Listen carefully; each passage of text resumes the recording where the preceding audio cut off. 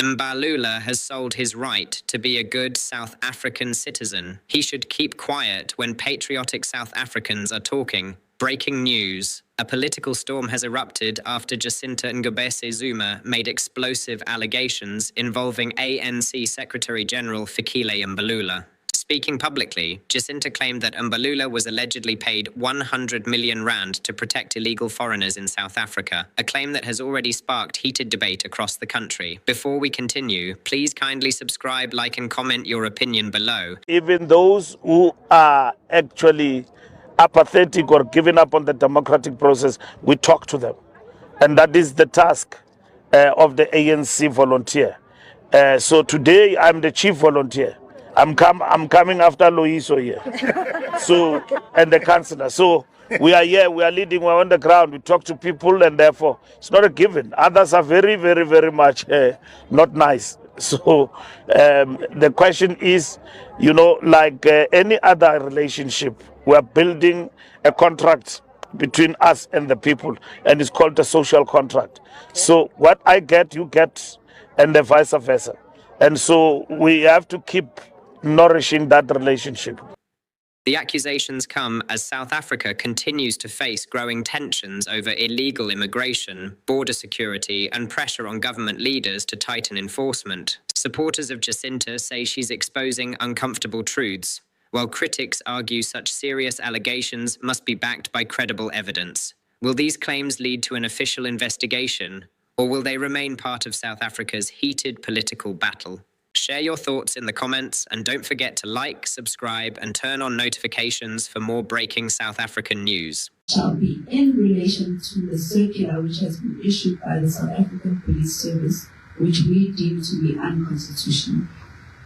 The people of our country continue to suffer untold pain as a result of drugs sold to the youth, and at the pace at which the country is going, this means we will have no men in the near future. Either they'll be high on drugs or illicit alcohol. Young children continue to be trafficked daily and sold as sexual slaves across the country and across the world. Communities still live in squalor with no basic services, sometimes with no shelter over their heads.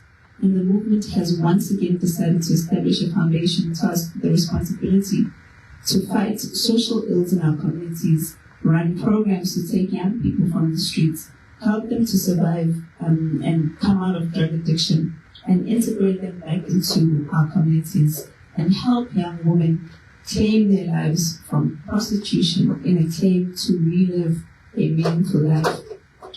The movement will also use this foundation to engage with all the like-minded South Africans to fund the education of a black child, build a safe nets for the future of our country. The foundation shall trade under the name and style R100M Foundation, and this entity has been registered as a non-profit organization. The movement shall engage in the process of establishing boards for these entities and appoint acting chief executive officers in the next coming weeks. We wish to record that our efforts have not been in vain. The submission by the good South Africans are slowly yielding positive results, with the white paper already moving in Parliament, and this will pave a way for the introduction of the first safe country principle, which to our joy and excitement means that there will be no Ethiopians, Somalians, Nigerians, Pakistanis, Bangladeshis running to South Africa claiming they're running away from persecution and they are refugees. We can't wait for it. We also want to thank the Director General of the Department of Home Affairs, Mr. Tommy Makode, who has been very, very helpful when it comes to issues that we raise that have to deal with the issue of illegal immigration. And not only him, but his team for working tirelessly to save South Africans from vultures and the little resources that they have, because we know as well the Department of Home Affairs is highly underfunded, much like everything else in this country, which makes you wonder, where does the money in this country actually go to? And we also want to thank Mr. Nzuza, the Deputy Minister of Home Affairs, for standing with the people during this time We've seen him on the ground. We've seen him going out and making sure that there's operations in different places. And this is the kind of leadership that we deserve.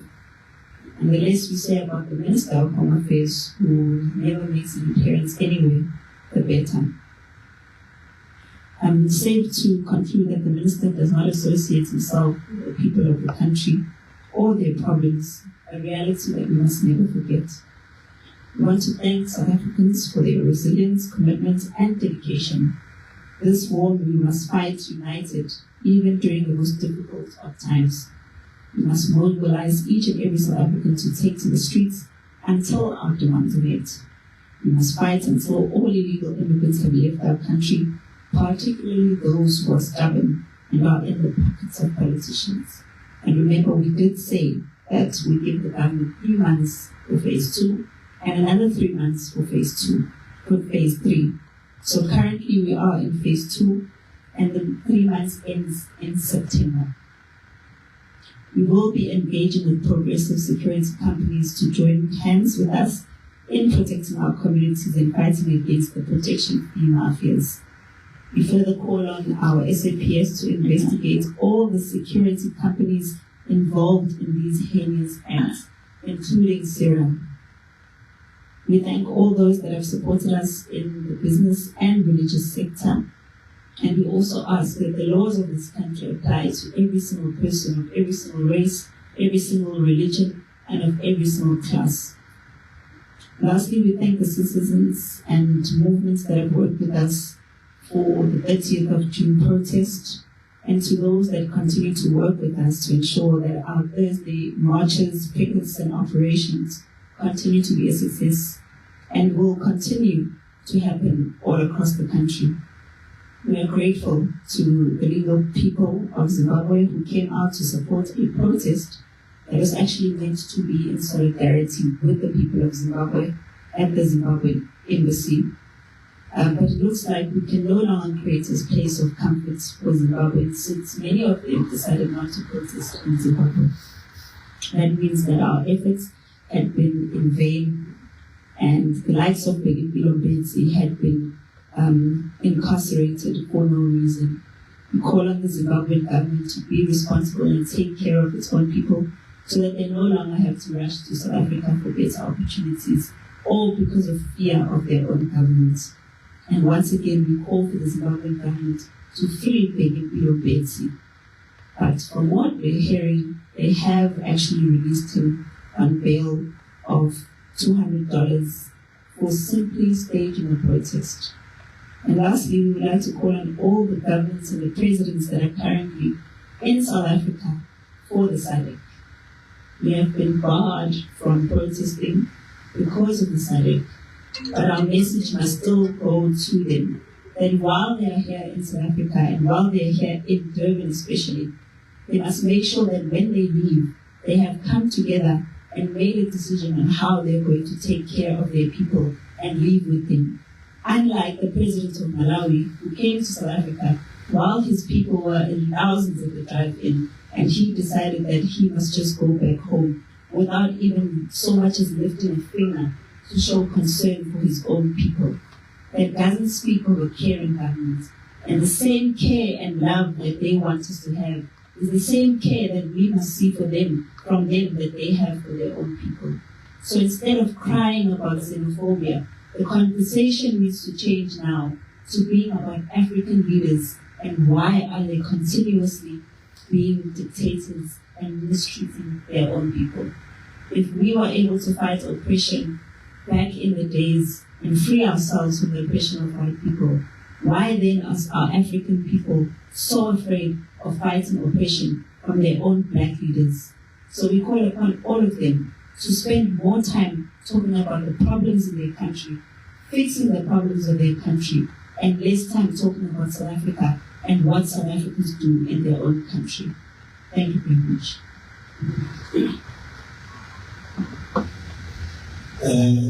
Thank you to our leader, our Winnie Madikizela Mandela of our time, our Lillian Boy in the Women's Fund. So this is the statement of March and March movement. We want to just go straight to the Q&A session. We will allow 5 questions at a time so that we can see if we can respond. Let me open that opportunity for questions. Let me know hands.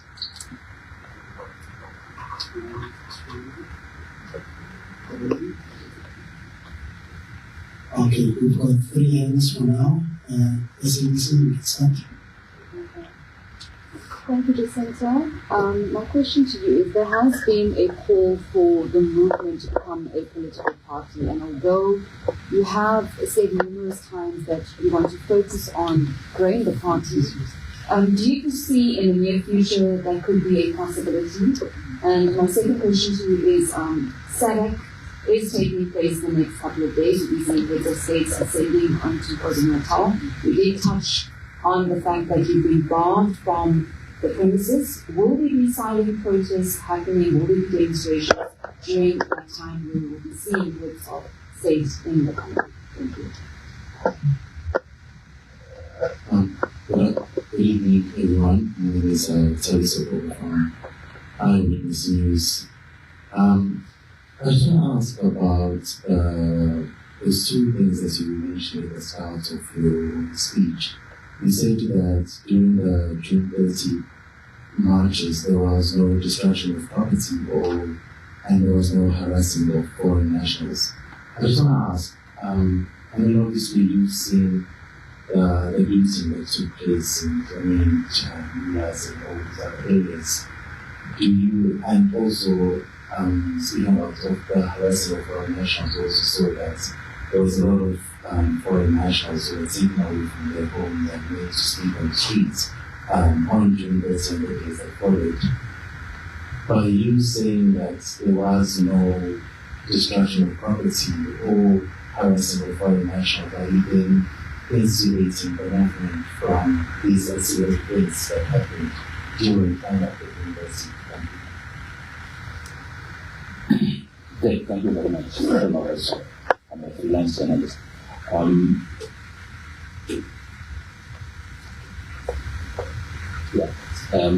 are 2 questions. The first one, it relates to Ukraine. I understand that you're investigating him in the claims rather that was right during the meeting with President Cyril Ramaphosa. Can you make the findings of that investigation public, please? Because we really like to know what is going to happen. And the last question, it's about the 2 forums, the forum and the foundation. Is it safe to say that you'll be operating along the lines of what we have seen with the AfriForum? I'm sure you know AfriForum, they do straight and they also have their own foundation that they are dealing with. But I believe no ties of the African community, unlike us, who we only come together when family service for like okay.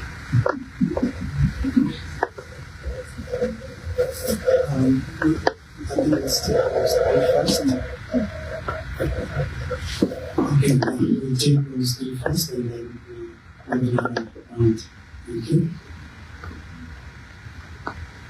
Okay, thank you so much. Question about the movement being a political party. I think there's a lot of pressure on people.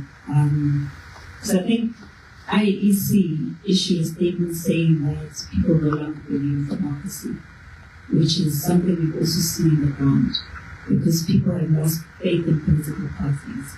But somehow people still feel bound to political parties. So they believe that if March and March becomes a political party, then they will be better represented. Personally, I don't feel that way. I don't feel like we'll do them much justice if we become a political party. I feel like they have a better chance of us listening to them if we're apolitical, because we can listen to anyone from any political party with any concerns. And on top of that, currently we do feel like the system is not conducive for people who think like this. I feel like the system is designed to get people to be stuck in the system. There are a few political parties out there who are actually looking out for the interests of the people. But if we are sitting here, all of us, how many political leaders do you look, or when you think of, you say, this one when he wakes up in the morning, or when she wakes up in the morning, the first thing she thinks about is how she's going to change people's lives. I think politicians have made it a norm that the first thing they think about is how they're going to steal, how they're going to loot, how they're going to get money for themselves and their friends and their family.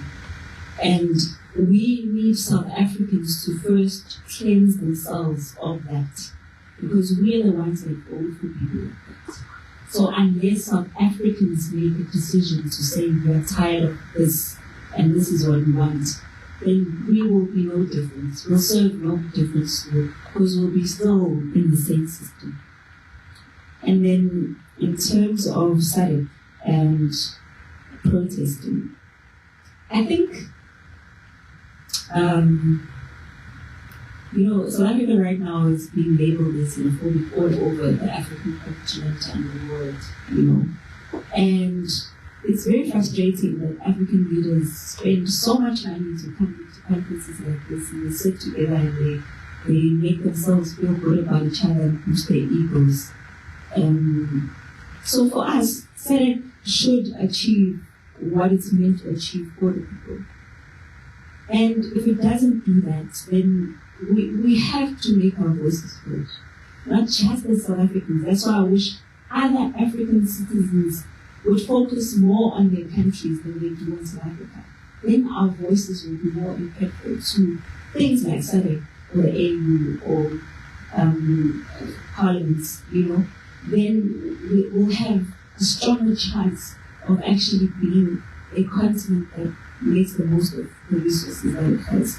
But at the moment, I don't think we're able to achieve that.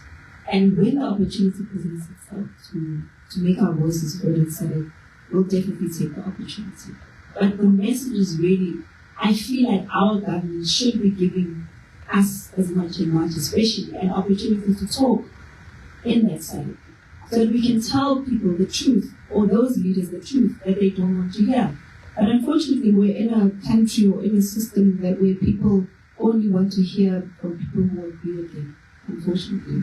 Because if they were honest with themselves, and if our government were a real government, they would make sure that March is there and is given an opportunity to speak to those SADC presidents.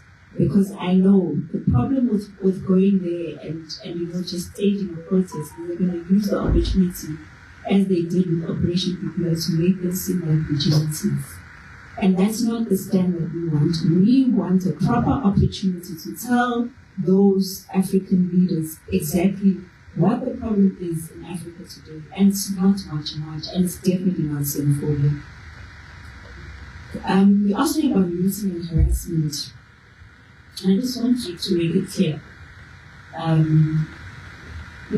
think the government of South Africa can stand their public platforms and shout that we funded by Israel or whatever. But at the end of the day, they got all the resources to prove that we are. So if our government wanted to prove that we are funded by Israel, they would have proved it by now.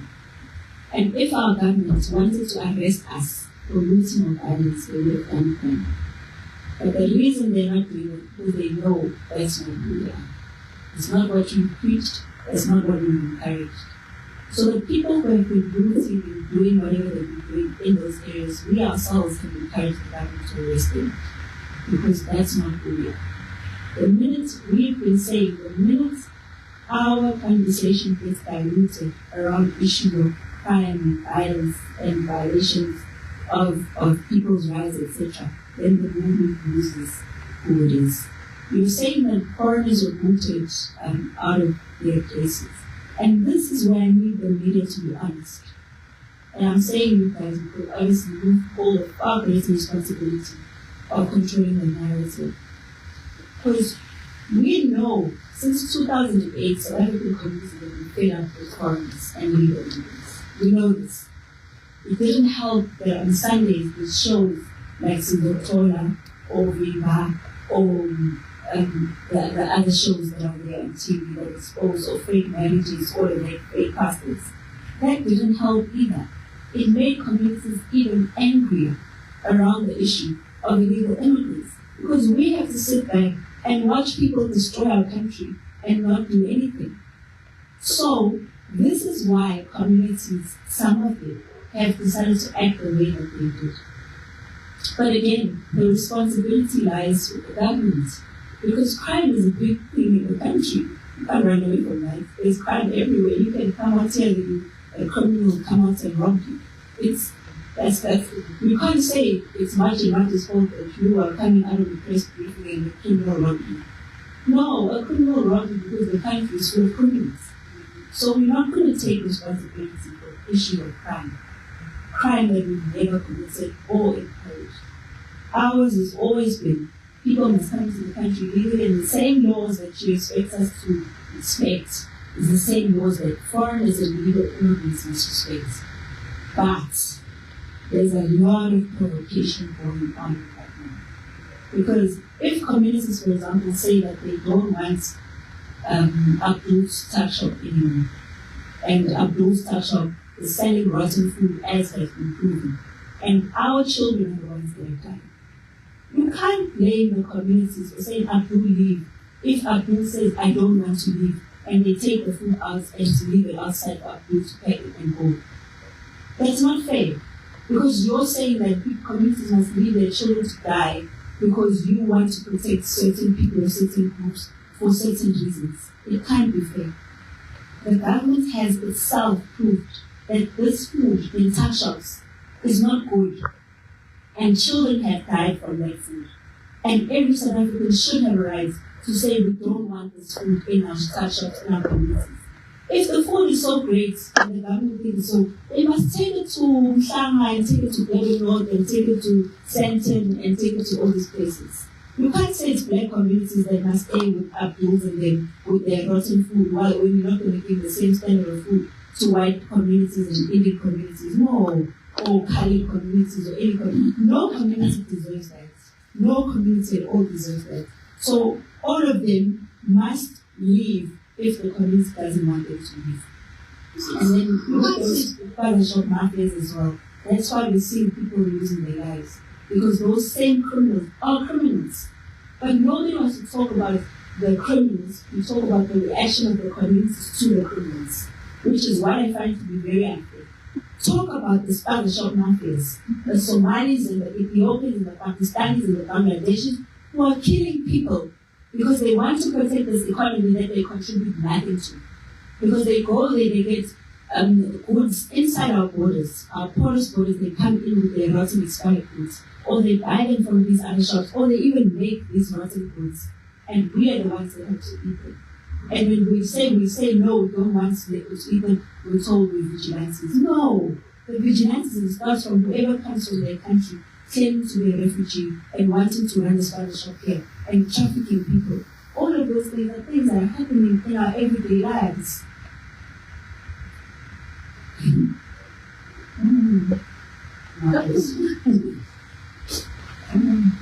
I think, let me put it this way, with the meeting with the president, the best person to know what happened with the money, if there was money, where the exchange, who deposited, who was paid, and then the full amount wasn't given, and then it was later, is Parliament Talat, because it was the two of them who went to the meeting.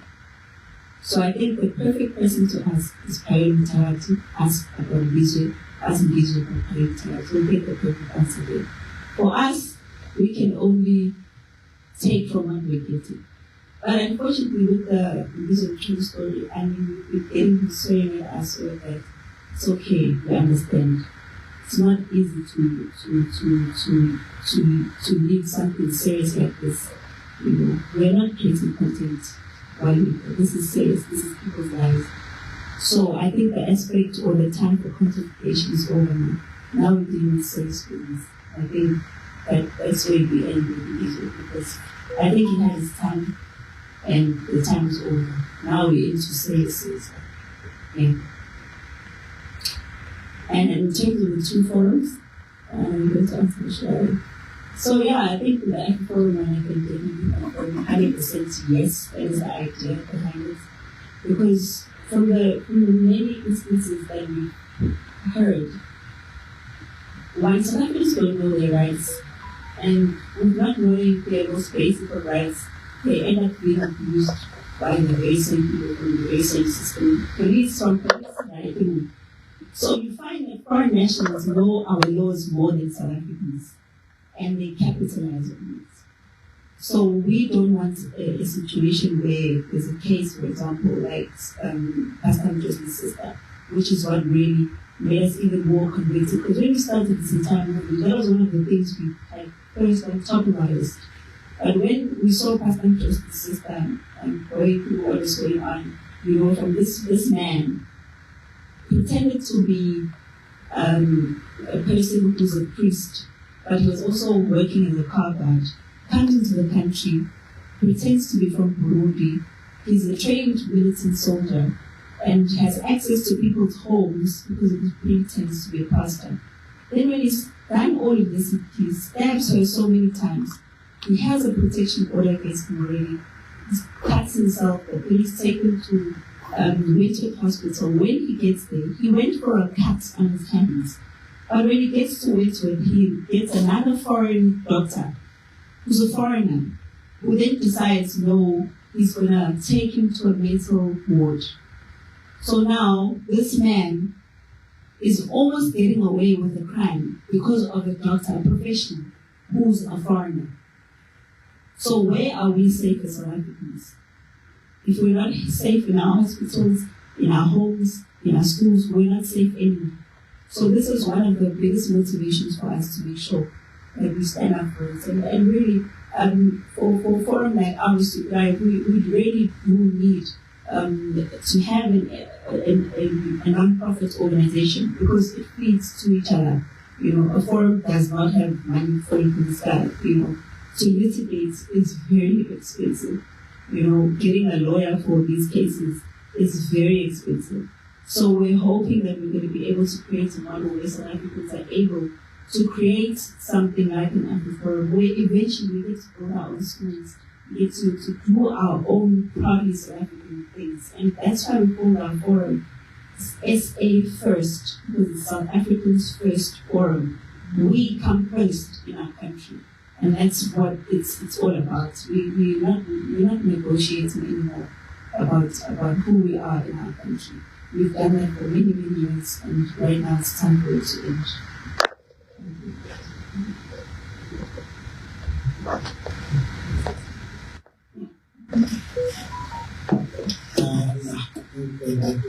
This very well there.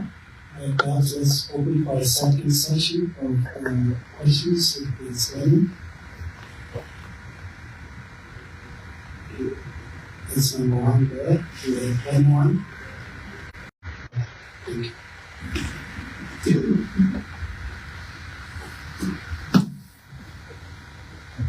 Thanks, Richard. My name is Professor Fikile Mbalula. I mentioned as a candidate, Somalians, Pakistanis, and Nigerians are some of the people that because of the what problems they have to be able to handle the weapons.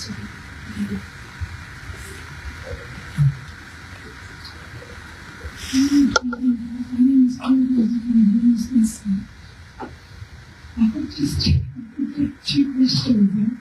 The first question is that we do see a lot of nationals moving there towards the dirty countries. When you go to companies, you get very tired, a lot of people, and there's so much job opportunities out there. In the pictures and the owners sometimes say, we complain that our own graduates, the doctors, are literally so lazy to work. We are able to interviews after last week, where the owner was saying we refuse to work from 6 o'clock to 6 o'clock at night. They'll tell you we're tired, we don't want this. We end up, the South Africans, that was controlling the scene, and we said, probably what you're taking, that's it, is the job opportunities now. if I could just say to Zulu, we call it auction, we have a game, so it's really like a so collective as our ladies is opportunities and not going on. What you tell me?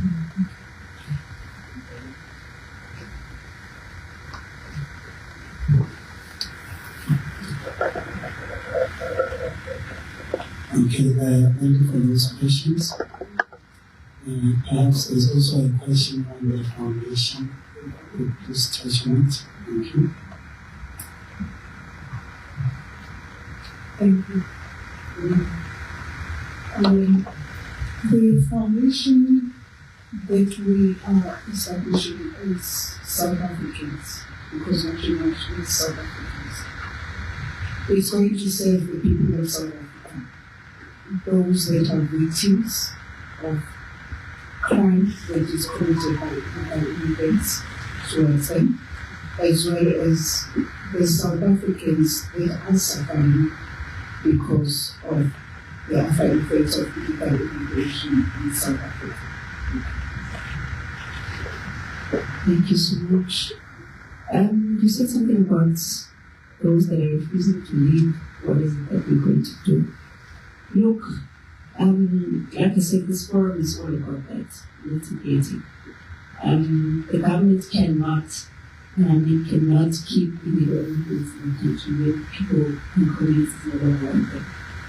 And what I always say is that in communities, when people say we don't want these illegal immigrants anymore, there's nothing, there's no government entity, there's no NPO that can force them back into the community.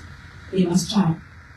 You see, the reason why when they force them out of the community, they go and be displaced, and then they completely change the narrative, and it's no longer about illegal immigrants. Oh my God, look how many illegal immigrants we have in the country. It becomes, oh my gosh, it's a humanitarian crisis, right? They no longer address the issues, like I say, of where were these people living. I think these are the important questions we must know. Where were all those people who are there at the driving who are now in Musina, and some are even in Krugersdorp? Where were they living? What jobs were they doing? Because I've seen many of your interviews where you're asking them, what were you doing? No, things were bad. There were no longer any jobs in the country. So how were these people surviving? If you ask yourself, these are questions the government is refusing to put on paper so that they can convert them into statistics. Because they love statistics, and it's anything you say, they say there's no statistics. But they're not gathering the statistics. So how are you going to have them? And then when you ask these people, your children, all these children now in schools that have opened, how are the children going to school if we have no money? Obviously, we will pay for them, right? So we pay for them to stay in the country illegally. They're probably living off crime, some of them. They're here with their children who also need to live off our tax. They're living in informal settlements. They're living in these hijacked buildings. And on top of that, when they do that, now we also have to sacrifice our hospitals. There's no beds in hospitals. So all of these are problems that we've been complaining about. But instead of coming back and saying, no, you guys were correct, we see that these are some of the problems that were there. Can we hear what the communities were going through and how we can think, no. They're diverting the attention back again to the foreigners leaving the country. To say, oh my God, they're so poor, their children are on their backs. Oh, no South African it must be blamed for a foreign national who's at the drive-thru or who's displaced. It's not our fault. We didn't invite anyone into the country legally. We were not the ones who were giving them jobs. We were not the ones who were there telling them that we are NPOs and NGOs representing them. So anyone who was aiding and abetting illegal immigrants needs to be the one that accounts for that. You can't turn around and make it our fault. You know, I got a call earlier today from one of the I call it organizations that are taking care of foreign nationals there at Musina. And they were saying that they need us to help them to take care of the people because there's so many of them. We have to give them 3 meals a day. There's so many of them. They're saying there was 1,000 more that came today, I think. So I'm saying that if those people can come to us, the same people they claim are xenophobic, for help, and the NPOs and NGOs that have actual money that they've been given to help these people, and they're saying they're not helping them at all, they're not forthcoming, then how are they the ones that care more about these people than we do? Because if you have money, you've been given money, we don't have money to take care of them. We just want South Africa to function for South Africans. But they can come to us and ask us for help because they know we don't hate anyone. We just want the right thing to be done. And they're saying those NPO and NGOs are nowhere to be found. But guess what? They are planning a march against xenophobia. The issue is not xenophobia. And they are using it as a distraction from the actual crisis, which is an immigration crisis. Because you can't have so many people staying outside and they don't have food and they don't have... Where is the money that the NPOs are getting to take care of these people? I still ask, where is it going? Who's using it in those NPOs? What are they spending it on if the people can be displaced and they don't offer them food? That is one of the major concerns that we'll continue to raise. And for those that are refusing to leave, I'm telling you now, they're going to leave, unfortunately.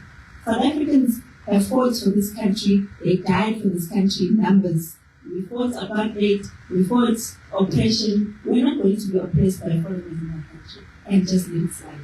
That's why we continuously are respecting the law. And we know that we will push the government to do something about these people. Whether they like it or not, they will do something about these people. But if they don't do anything about these people, communities will continue to reject them. And if they don't have communities to stay in, where are they going to stay? Where? Because the most important thing is if they have jobs, they'll stay. If they have communities to stay in, they'll stay. If they have none of the two, where are they going to stay? And then South Africans are lazy to work. Look, I think we must admit, one of the beneficiaries of illegal immigration are capitalists. We always say this is the black market, it's the capitalists, it's the NGOs and NPOs. Those are the beneficiaries of illegal immigration. Now, the capitalist always wants a way of making more money, even if it means treating people as slaves. We've seen this many, many times where people are complaining about Chinese and how they work people as slaves. We cannot continue to glorify that just because we want to perpetuate things like South Africans are not lazy. If the law says that a person must work 8 hours, it's not us that said that, it's the law. The same law they say we must respect. Everyone must respect the law in the country. You can't use the law when it favors you and say much and much is vigilantes when it favors you, yet you want to treat people as slaves and we don't call you vigilantes. If anyone who breaks the law is a criminal. Well, I don't want people to make it nice just because they're mine. No. If you are breaking the laws, you're also a criminal. And if you're breaking labor laws, you're no different. So now they've become accustomed to these desperate people who work for hours and hours like machines because they need money to send back home. Now they think that South Africans must live the same. No. South Africans know the law when it comes to how long they should work. I will not dispute the fact that there are South Africans who don't respect themselves, which is something we always preach against. So you know what, if you're not ready to work, if you think Monday is still a very important day on your calendar where you must drink and then not go to work on Monday, then carry on with that. Don't go and look for a job. Because right now you're not working just for yourself, you're working for the entire country. You know? And we always say that we don't want people who don't want to work.